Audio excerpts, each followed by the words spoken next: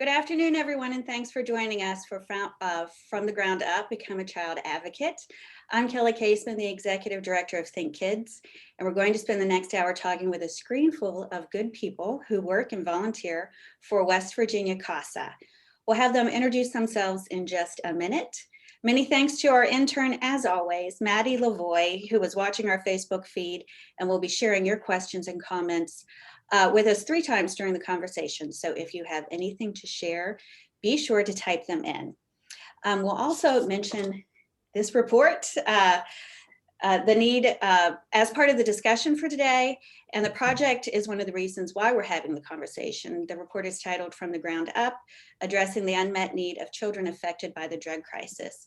It's part of a project, and we just had it published, and we have a lot of them, and we're eager to get them into circulation. So if you'd like copies, please let us know. So let's start with introductions, and then we'll dig into what your roles are with CASA. Let's go in alphabetical order. So we'll go Alison, Shanna, Joanne, Gail, and Kim. Hi, I am Alison Gerlach. I am with Western Regional CASA, and I am the volunteer supervisor for Kanawha County.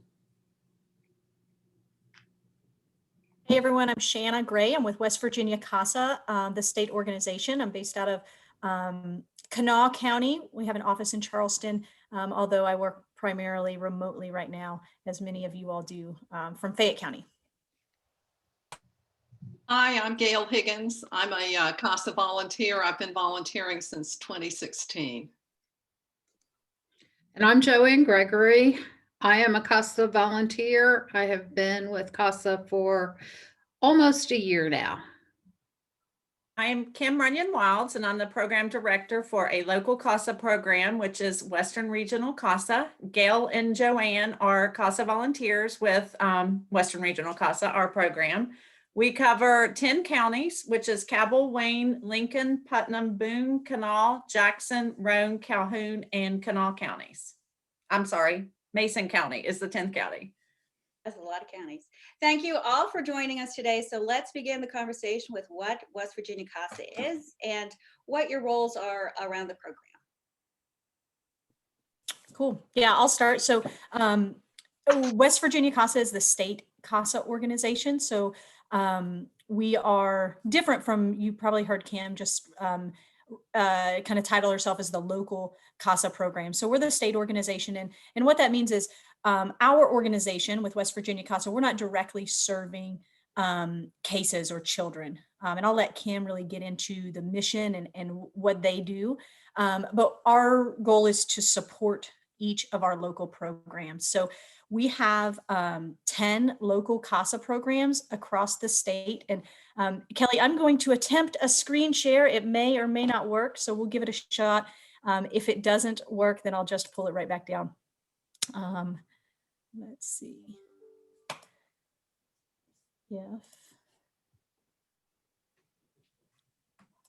Can you all? Yes. All right. You can see that list. So I thought that might be helpful as we're talking about the different programs. We have 10 local programs across the state, and each of those programs have their own executive directors or their own directors, just as Kim, you see her down in the bottom corner there for Western Regional CASA, and my role is to support them.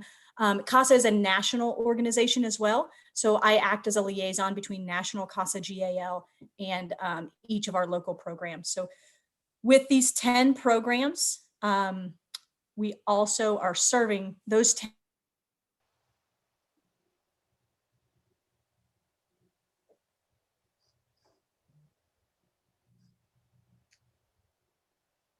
Shanna, I think you froze on us.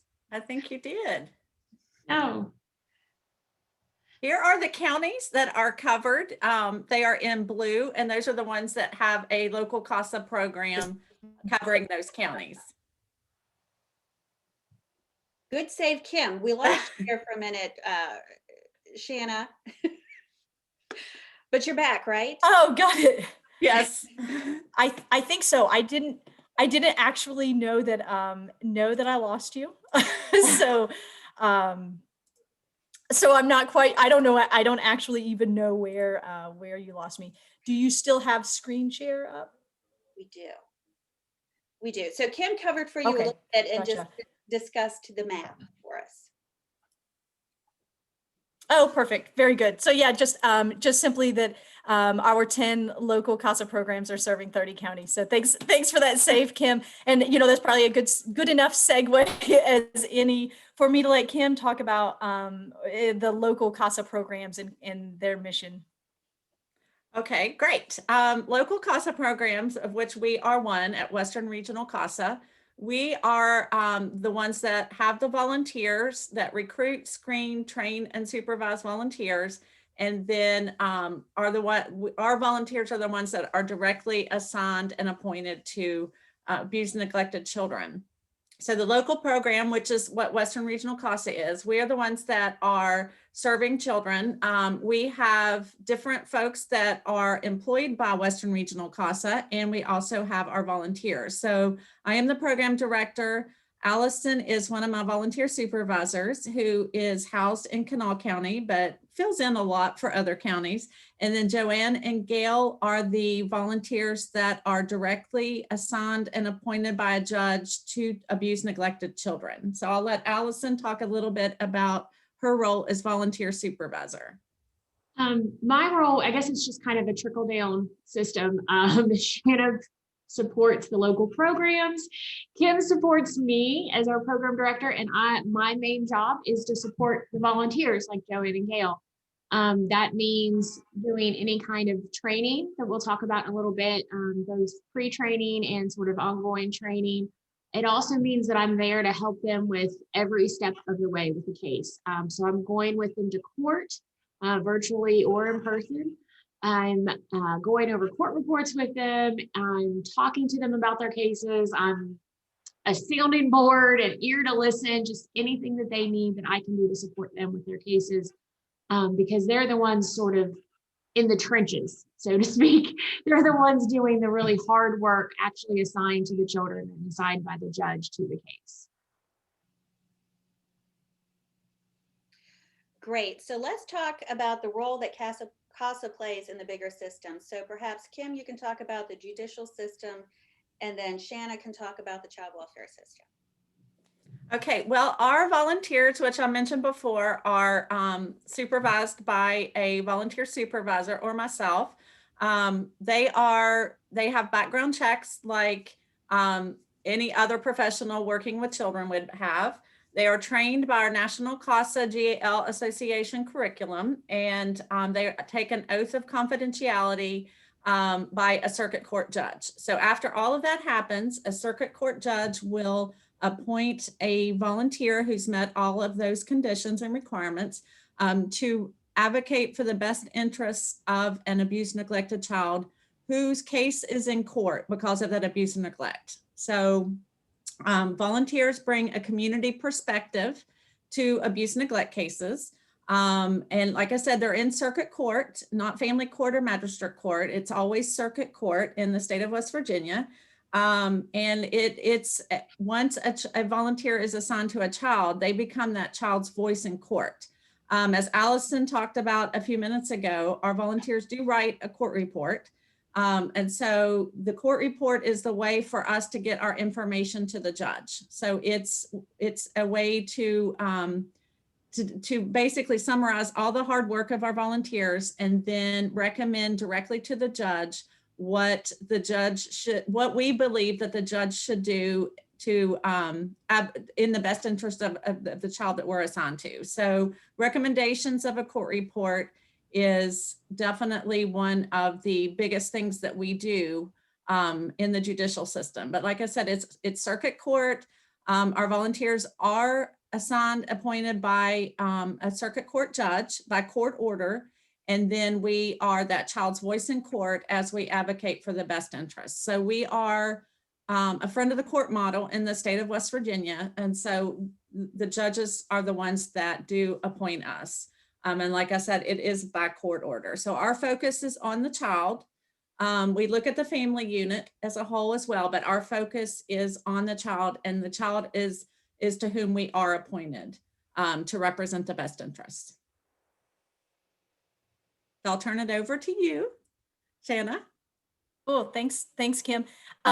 So, maybe building off of that a little bit, as Kim just mentioned about our CASA volunteers, our advocates they provide a voice for the children in the courtroom. I think of our role, CASA's role for the child welfare realm or the child welfare systems as being a collective voice for children at the table where child welfare decisions are being made, where we talk about the system, where we talk about improvements to the system, what's working, where is there room for tweaks. And so we spoke earlier, I showed you a list of 10 directors across the state, all CASA professionals, experts in their field, with lived professional experiential knowledge. And so part of what we do is we compile that information and what we're learning and what we're doing, and then we represent that. So I am very fortunate to sit on a lot of statewide boards or collaboratives and councils and advisory committees and things of that nature, so that we can be able to help push forward some real change within how we're best serving these youth. And so I sometimes go back to Kim really spoke to CASA's mission or our how we operate as far as best interest advocacy, the volunteers really learning all they can about that youth and their family and their situation, really engaging with the families and everyone who knows anything or could know anything about that family to be able to help present these recommendations and these reports to the judge. So using that best interest advocacy principle, or it's really driven by what we call CASA's guiding principle. So it's that, I'll kind of read it to you textbook. It's that children grow, CASA truly believes that children grow and develop best when they're with their family of origin, when that can be safely achieved. And I think folks, probably most people listening in today, recognize the national conversation, certainly the conversation within West Virginia about helping to maintain connections with between youth and their families of origin. And I think as far as our role at the child welfare, with the child welfare systems, is really helping to emphasize that. Our volunteers do an incredible job of helping to define those recommended tracks for permanency within reunification first, and if reunification is deemed not a safe option, for our secondary track to be within family of origins, as long as it's deemed safe. So Kelly, I think I hope that answered your question. Welcome to follow up, of course. You did, and if it didn't answer, those watching, they can type it in and we'll ask it again in a minute. Okay, so let's shift to the volunteers. Let's discuss this with those of you who work with kids directly. When do you meet the kids, the families, and stakeholders? Well, Kelly, we are assigned a child, as Kim explained, and after we're assigned that child, we get their contact information. They may be in a kinship placement, or they may be in other foster care. And we make a phone call to the placement where they are and talk with the foster or kinship family and with the child. Under normal circumstances, we go and visit and see the home and see how the child is fitting into that home. Since I did not get my first case until May, I have had my meetings outside, which now is somewhat of a challenge. If I was 10 years old and outside playing in the snow and the cold, I wouldn't notice how cold it is. So I have tried to find some alternative ways to meet with my child. Our goal is to meet with them at least once a month, but also to have contact through the schools and through other adults and medical personnel who the children are involved with. Gail? Well, yes, I agree with all of everything you said, Joanne. I think one of the things that's very important is for CASA volunteers to kind of put the child into context with whatever information we can gather. The school is always a primary source of information about how the child has been doing prior to the court case. And I do think that as we come to know the child, certainly as a volunteer, I have tried to be a consistent, constant presence for that child, to be relatively neutral so the child can talk to me about whatever they want to talk to me about, and to be a sounding board for the situation that the child is in. In my cases, children have asked me a lot of questions about how this happened, what's been going on with their families of origin. Sometimes they have been moved and they don't have the same caseworker with the state, and there's just a lot of confusion. So the CASA volunteer can be a very helpful, ongoing, constant presence. Right. Yeah, that's so important for them, considering all the different faces and places that they may transition between. So not sharing any specific stories, but in general, what kind of scenarios are we talking about? Are there varying degrees of need? And assume we know nothing about CASA and the West Virginia court system, how do kids come to need your services? And I have listed, we'll hear first from Kim and then Alison. Okay, I'll go ahead and start, Alison. The children that we are appointed to, it can be a newborn up until right before they turn 18. We can be assigned to any child that's involved in the court system because of abuse and neglect.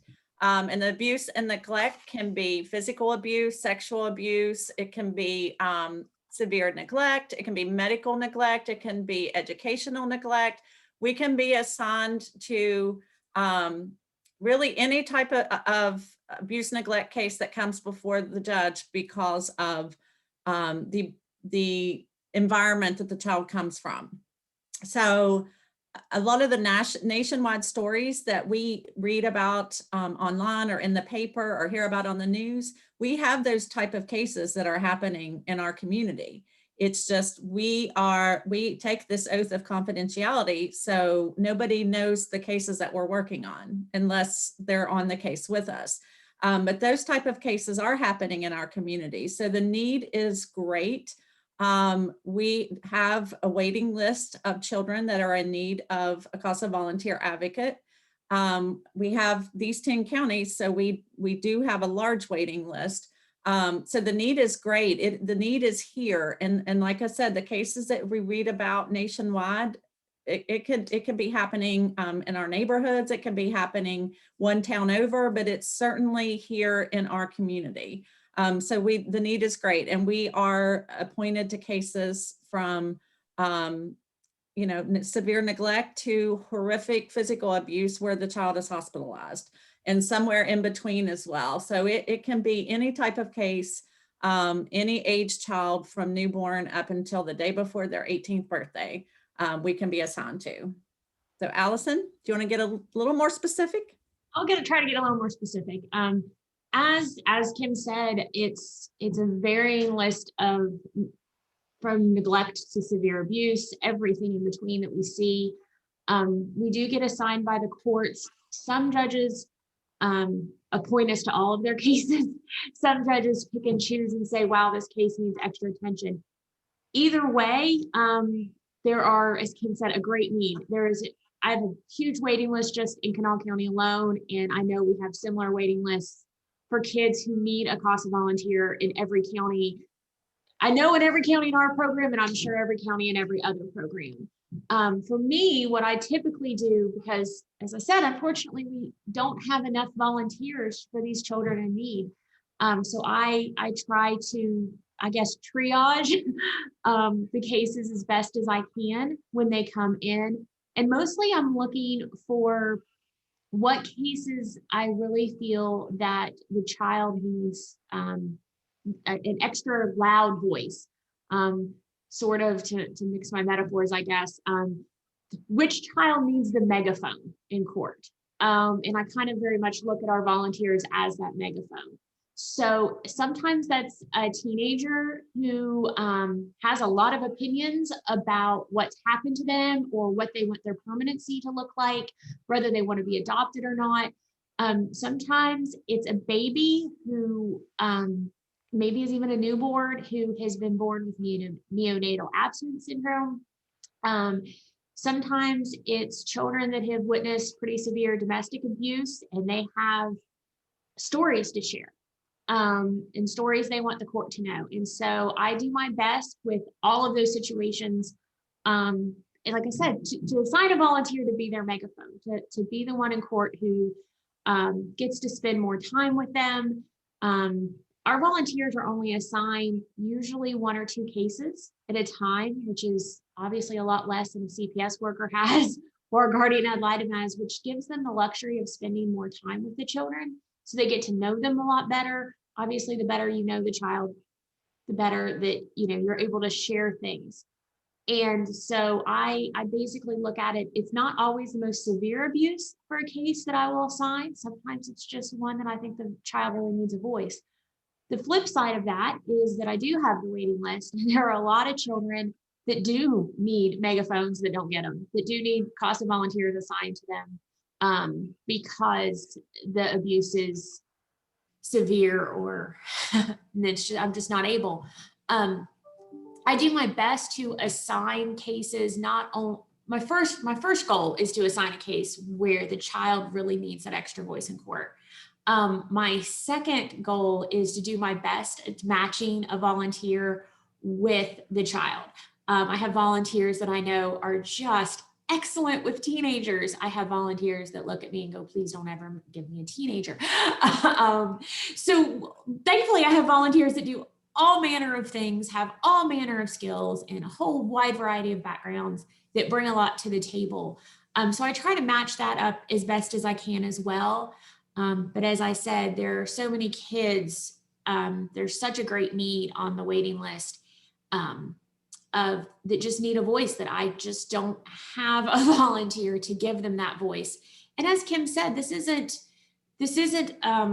random faceless kids. I mean, they get to know these children. These are children in your neighborhoods. Mostly, I mean, I'm assigning Kanawha County volunteers to Kanawha County cases. Occasionally you have somebody placed out of county. A child may be placed into foster care with kinship out of county, but their family of origin is in Kanawha County. I mean, this is things that are happening right down the street. And so it is a wonderful ability to help children here at home, because that's where the need is. It is really sad to hear that you have such a great wait list, and that's a good segue into the next question. How has the drug crisis grown out of the opioid epidemic changed your job? Are things getting worse, and are there more kids in the system? That's for, I have Kim and Alison, but that we'll open it up to anyone if they'd like to respond. Kim, do you want to start or you want me to start? Because I think I can start just like program wide and just talk about, I'm in my 28th year with CASA. And when we first started, we had 1 county, and since, we have expanded into 9 other counties, but when I first started, crack cocaine was the big drug that we had in families.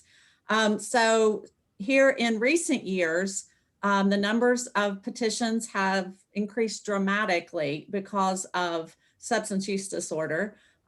We have found that to have an expectation that treatment is going to be a quick fix is not necessarily the case with the drugs that we are having in our communities now, with especially opioids that we are dealing with. So I think the number of petitions has grown really significantly in recent years.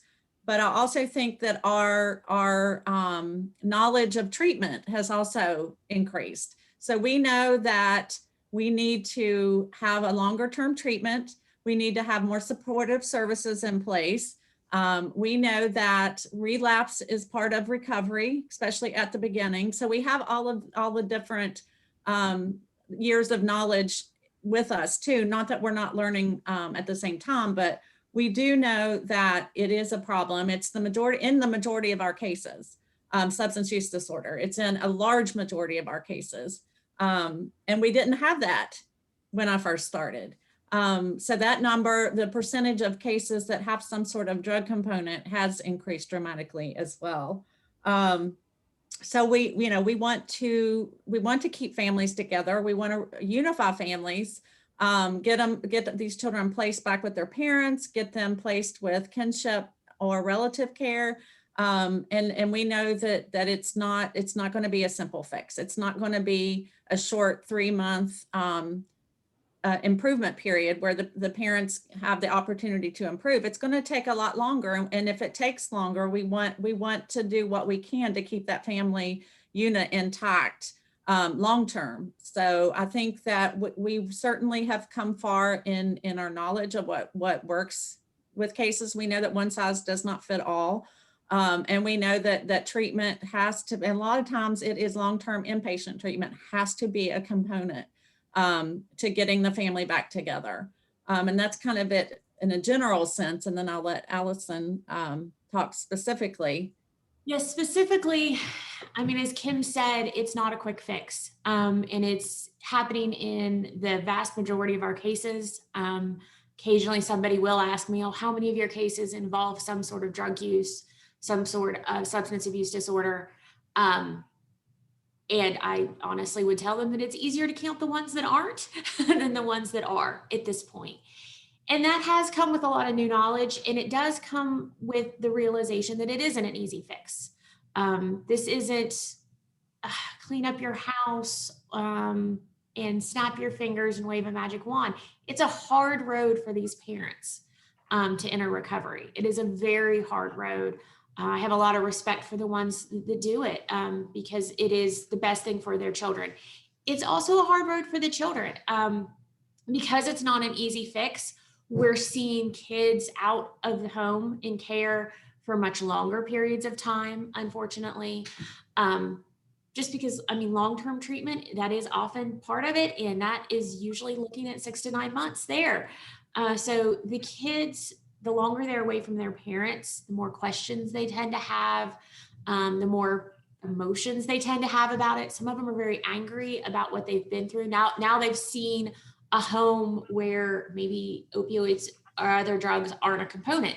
And now they're starting to feel safe enough to be angry at their parents.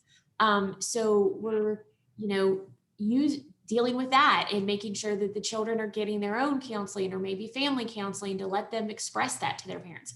They're also, just the longer they go, the more they miss their parents, the more this is confusing to them. So we get more questions about that, just everything. And then we're also dealing with what the children have seen and how to sort of, I guess, deal with that. I mean, we all get to talk about adverse childhood experiences all the time. And I think lots of times they have seen so many of those things, and it's not like it's not an easy fix, and it's usually there's, it's a slippery slope. It starts with the drug and it slides into multiple different kinds of abuse and neglect that result in that. Whether it's the children aren't eating because there's no food in the home, or the home is dirty, or inappropriate people have been around, or the parents, while they're using, are unable to control their emotions. And so we're dealing with physical abuse. It's just snowballs. And so we oftentimes go into the case thinking one thing, or, okay, this case involves drugs or whatever. And then 3 and 4 months into it, we're also finding out that there was something else that the children were exposed to or that they experienced. So it has, I think, certainly, as Kim said, it has caused petitions to go up. We're certainly seeing way more petitions, and certainly most of our cases are about drugs, but The thing is that's an easy label that involves a whole myriad of things that we end up seeing with the kids. And so we're trying to deal with that as it comes up. It presents a lot of new challenges on cases. Anyone else have anything to add to that question? Okay, we're going to check with Maddie right now and see if we have anything on Facebook. Maddie? Yes, first of all, there were several comments. People were just expressing their gratitude for the work all of you guys do. And one of the viewers said that she would love to be in touch with you guys because she thinks the oral health and community partners may be able to assist in recruiting volunteers for you guys. And then one question.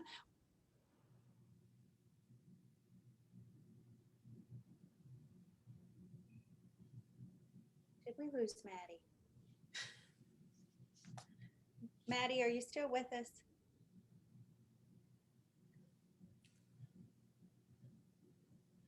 I have lost you. Can you hear me, Kelly? There we go. Yes, Oh, I am so sorry. Did you miss all of that? we did. Could you repeat it? Oh my goodness, I'm so sorry. Yes. So first of all, there were several people that were just expressing their gratitude for all the work all of you guys do. And then there was a question. One was wondering how the CASA work with the guardian ad litem. That's right. Kim can take that, or I can take that, either one. We work very closely with the guardian ad litems. Guardian ad litems in West Virginia are attorneys that are assigned to represent the children. So we do work very closely with them. They have a different background, a different role, a different perspective, but we certainly work closely with them. We share information, anything we can do just to work together to help the best interest of the child. They are the ones who are actually being the lawyer for the child. So they handle a lot of the legal aspects that we do not. But they're looking to us for information on the child, to assist them with research, with gathering records. I don't think I've ever come across a guardian ad litem who doesn't respect the work that we do and doesn't appreciate the work we do, because we are able to help them and fill in the gaps so much. And in some of our counties, we actually go on home visits to see children with the guardian ad litem. We actually drive in the same car. I've even done it post-pandemic with masks on and windows down. But we have gone to visit. We do visits together a lot of the times. We keep them updated as they are the attorney that represents the child. And we actually have a workshop coming up on March the 24th that is under Handle with Cares conference, and it is CASA and GAL, basically the roles of each, and how we work together and how we work separately. It's like an independent partnership, basically. But I believe it's March the 24th in the afternoon. And like I said, it's under the Handle with Care conference. That's fortuitous. They can get that information. Is there anything else, Maddie, on Facebook? Yes, just one of viewers said she'd love to be in touch because she thinks the oral health community and partners may be able to help in recruiting volunteers. Wonderful. Thanks, Maddie. And we're going to pivot right now into how we can help you all, because what I've heard is that you have more kids than you have volunteers right now, and they need a megaphone. And so I think there are a lot of folks out there who'd like to be their megaphone. So our next question is, let's talk about the varying degrees of ways people can advocate for kids who need a caring adult in their lives. Let's consider CASA work, the deep end of the pool. How can folks first dip their toes in? And I believe that we're going to start with Shanna and then open it up. Great, thanks. And we appreciate this opportunity to talk about this and maybe help clarify and clear up a few of maybe the myths or misconceptions that can be around it. So I may first start out kind of just noting that becoming a CASA volunteer, it may sound, it's not quite as daunting or heavy at times or all the time as it sounds at face value or sometimes. And so I'll really let Alison and Kim and the volunteers themselves speak to that more specifically and how they got into becoming volunteers. But I think there are several other ways that you can advocate for youth in your communities and youth across the state before or in conjunction with and while you are becoming a volunteer. So one of them is simple, kind of what we're doing right now, Kelly, just conversation. It's can be absolutely powerful and huge. I know Maddie is probably posting right now our contact information and all of that, how to get a hold of us. We have some folks that are interested in it. And we encourage you to just pick up the phone and call us and talk about it. Because we learn from you all as well. We learn what's going on in your communities, in our communities. We learn different perspectives and different ways to look at at ways that we can serve the youth. You all, we are community based, and so we really rely on our community for that support and that information and that knowledge. And so I encourage you to call us and talk to us. And there are several other ways as well, like that you can. Some people are looking for more than just being a volunteer. And so we say, foster care agencies, becoming a foster parent, becoming a respite care parent. And so respite, sometimes that word people hear and think, what? What does that word mean? What is that? And so it's kind of, I describe it as being grandma and grandpa. You are a weekend visit for a child who's in care. So that there are other pieces, there are volunteer opportunities with shelters. We mentioned that we're really community based in all of our local programs. So there are other volunteer opportunities within each of our organizations outside of becoming a sworn in, taking the training, sworn in, trained volunteer. So that might be a good place for me to head over and let the folks at Western Regional CASA really talk about the training and what it means to become a volunteer. And we'll watch for you all to give us a shout. So Alison, I'll start and then let you finish up. We do require, of course, training that Shanna alluded to. We already mentioned the background checks that we do, but we first start the process as far as becoming a CASA volunteer with an application. We do have an application process. Once that is completed and returned, then we do a panel interview, and it will be virtual right now, but we will do an interview with at least one staff person, if not two, but it could be one of our CASA volunteers. And if those go well, and then we will invite somebody, whoever is interested, into training. And training is part of our screening process as well. And then it's National CASA curriculum that we talked about. It's 24 hours. And then the process continues. I'll let Alison, I kind of got more specific than what I intended, but I'll let Alison finish it up with what we do after that. Yeah, the training I think is key. Again, we are not looking for somebody with a specialized background to be a CASA volunteer. We have people from all walks of life. So as long as you can pass a background check and you have a heart for children, that's what we're looking for. So a lot of people come in and say, I don't know what to do. I've never been in court. I'd be too scared to write a court report. I don't know what to do in hearing. And that's fine. We train you on all of that. So we ease the process even as you get into the deep end.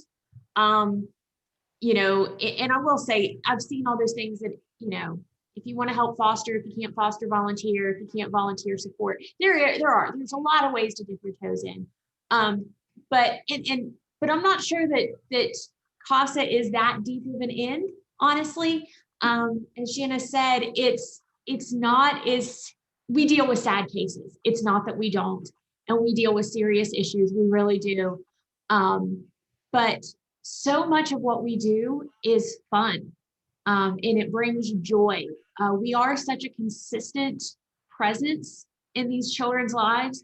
They're generally happy to see their CASA volunteer come. They want to see them come. They know that it's not only somebody to listen to them and talk to them, but it's also somebody who's going to play with them. I mean, so much of what we do is being there for the child. And that is not some serious, sad, sit down with the child and have a serious talk. The vast majority of the time, that's coloring a picture or throwing a ball around or building a blanket. So much of what we do is actually fun. It's so much fun. Yes, our volunteers are doing serious work, but the way you do serious work with a child is to meet them where they are. And so a lot of it is playtime. It also isn't that big of a time commitment. It takes, I think, on average 5 to 7 hours per month. Certainly the training takes more time.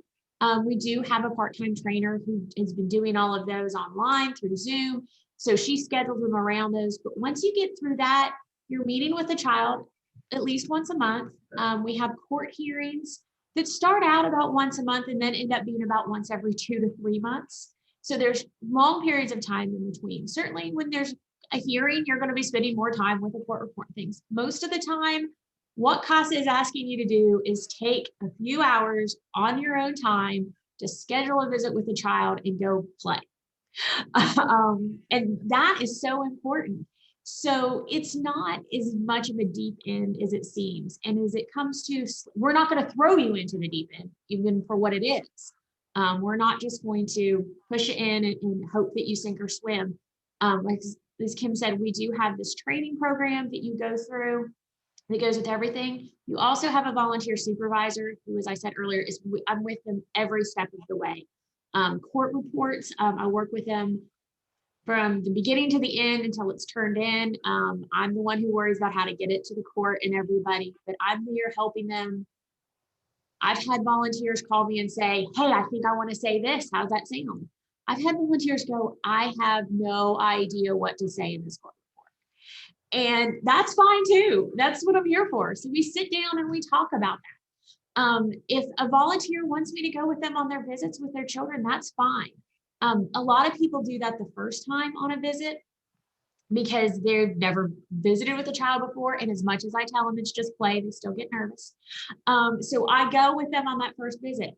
I've had volunteers who have been volunteers for years, who have been on a case for several months, who said, I need a second opinion. Great, I'll go with them.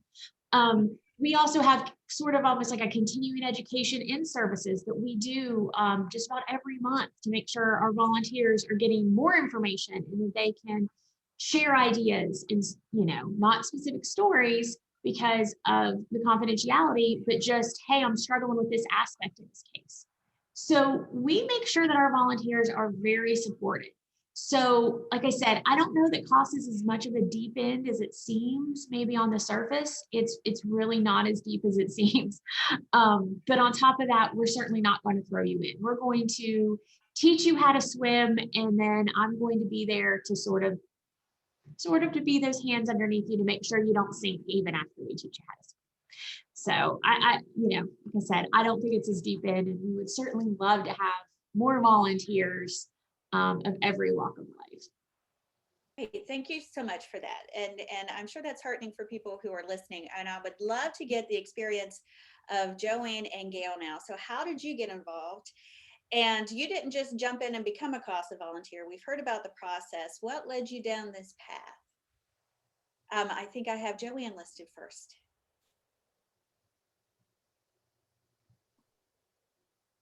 I was a teacher in West Virginia for over 4 decades. And when I retired, I knew that I wanted to do something to keep in touch with children. And I actually was volunteering with Gail in another program. And for about 6 months, she kept saying, you ought to think about CASA. That was all she said.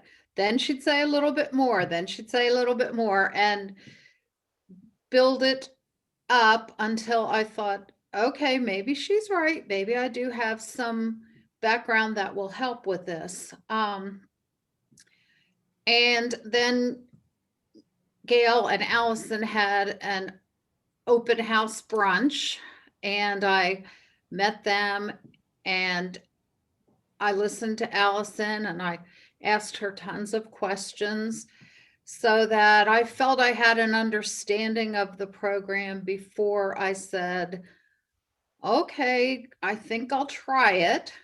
And I was one of those reluctant court report writers, which has turned out not to be as daunting as I expected it to be.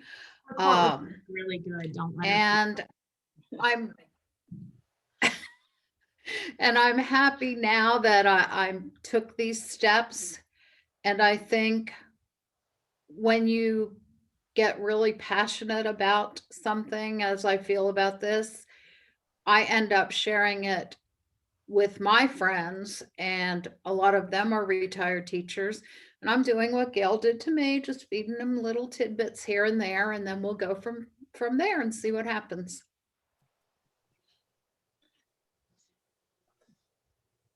Gail? Okay. Well, I knew that I wanted to do something that involved children and advocating for children when I retired. This was partly because I had worked in situations that involved children's services, but I didn't retire from that kind of situation. I didn't know about CASA. I did know what guardian ad litems did, and I was sorry to realize that I couldn't be a guardian ad litem because I didn't have a legal background.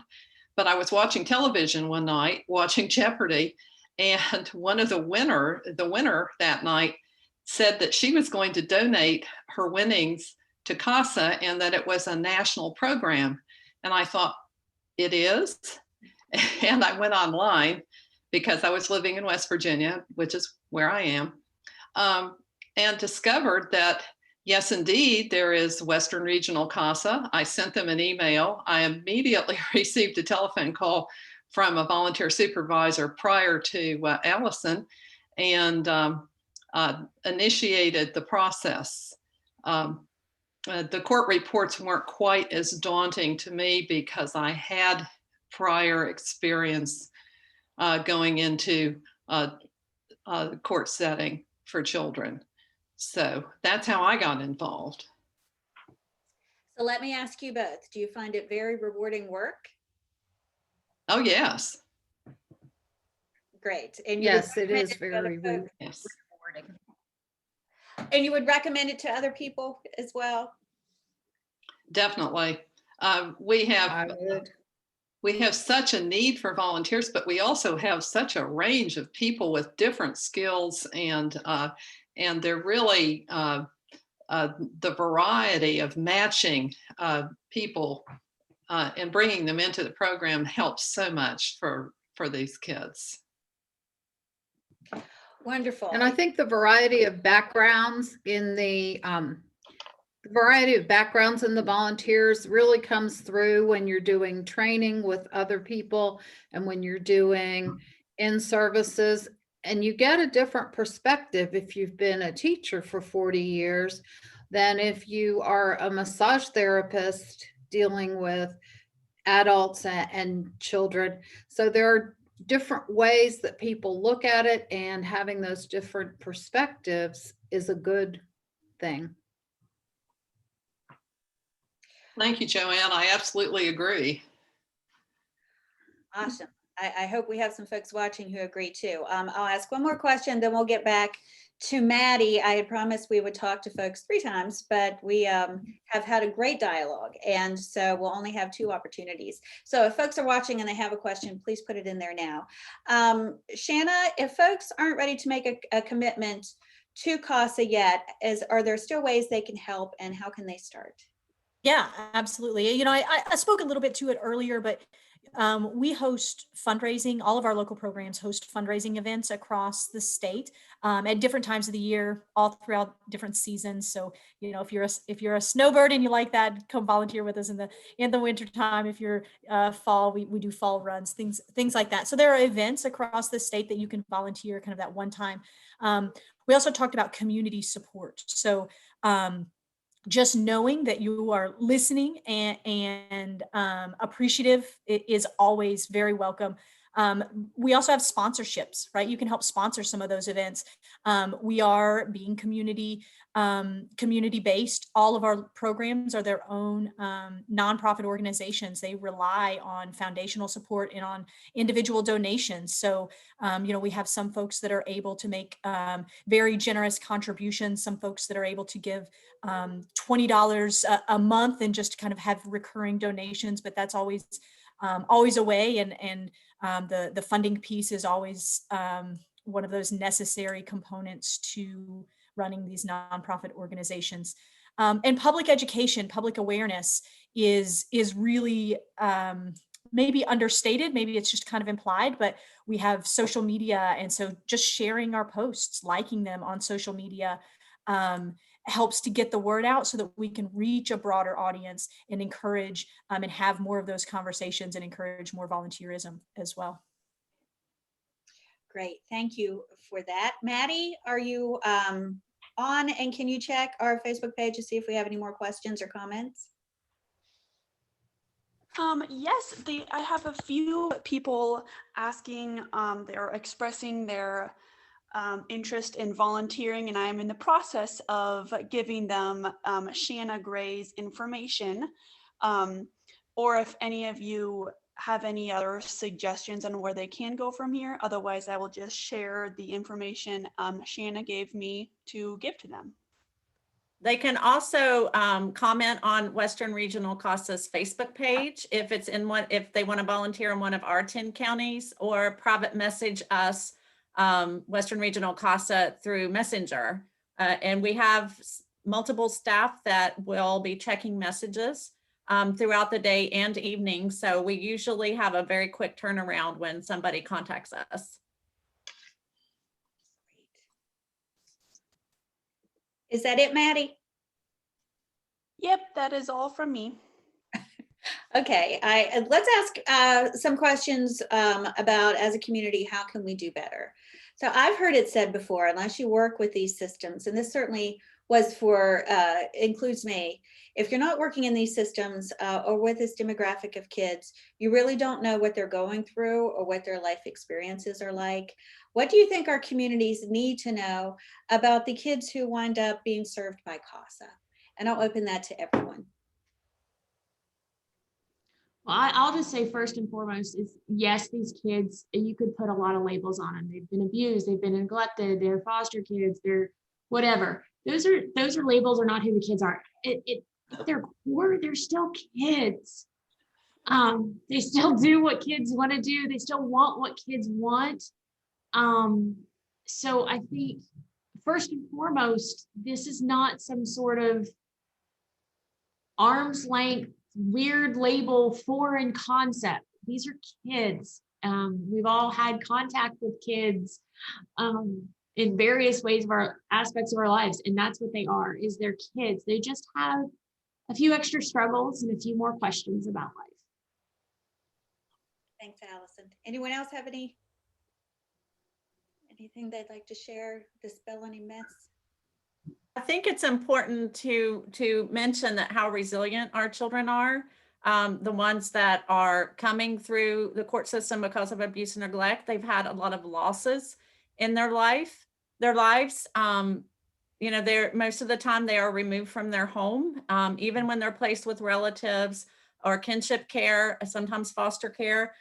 So they have a lot of losses. It's something that I think that we always need to remember. We think of children being safe in a safe home as oh, okay, things are good for them, but they're still facing a lot of losses, loss of their parents being the primary caregiver in their lives, sometimes the loss of siblings, sometimes they're not placed together, loss of schoolmates, all of that stuff. So I think that they're resilient, but I think we need to limit how much resilience they have to use to survive in these cases. Great, thank you for that. Okay, we've got 5 minutes. So I think this is important, and then we'll wrap up with some of that logistic information to make sure we get people contacted with you all. I've heard it said, many of us have, that the attention of just one caring adult can really make a difference in a child's life. Does anyone have any stats or stories they'd like to share to illustrate this point? Well, I have told the story multiple times of the man walking along the beach, picking up a starfish and throwing them back into the ocean. And the person who sees him says, you know, you can't save all of them. You can't save all of them, but you can save the one you threw back into the ocean. And I think that's where volunteers need to be really strong advocates, be there for their child, show them there is some consistency in their world, because as Kim said, their foster home might change multiple times. I started in May with my child, and she is now in her 4th placement. And I know that hasn't been easy, but I've been there with her. And when I call and talk to her, or we play games on house party, or we're FaceTiming, I'm a familiar face who she can count on being there. Thank you, Gail. Anyone else, or Joanne, I'm sorry. Anyone else want to share a story or a stat? I'm happy to just share, share a bit of the stats, when we talk about when we talk about CASA volunteers and the impacts that we're able to have for these youth. When we compile the national data, just a few quick bullets, a child who is served by a CASA volunteer is more likely to find a safe, permanent home. And not only at that, it's to reach that permanency sooner. And that's huge. Half is likely to re-enter the foster care system because of having a CASA volunteer advocate for them, and then more likely to succeed in school. And I think those are some really important pieces to highlight some of the outcomes of why we do this work. Thank you. That is awesome. I'm such a huge fan of the program and the work that you do, and the overwhelming need that we have in our state. And I talk often as I work around the state of people who say, I want to help, I'm just not sure how. I think this program is a wonderful way to how, to pitch in and be that caring adult in a moment when a child needs one.